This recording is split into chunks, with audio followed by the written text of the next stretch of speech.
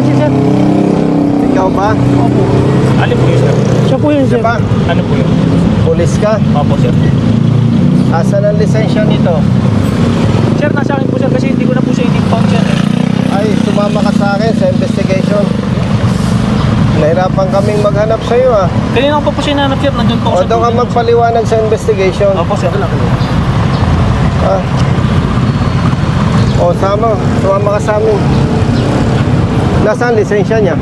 Nandito po, sir. Sa motor hinahanap ko nga po, sir. Kasi ibabalik ko nga po. Nasaan lisensya niya? Nandito po sa akin, sir. Kausap po po yung presidente. O, halika, kunin mo. Nasa motor daw niya yung lisensya. Ilang taong ka ng pulis? 9 years po, sir. O, ba't nagawa ka ng ganun? Wala kang panikit, eh. Doon ko nga po na ano, sir. Doon ko nga po kaya sabi ko, hindi ko po tinuloy ni i-impound, sir. Wala, hindi pwede yun. Pang-abuso yun.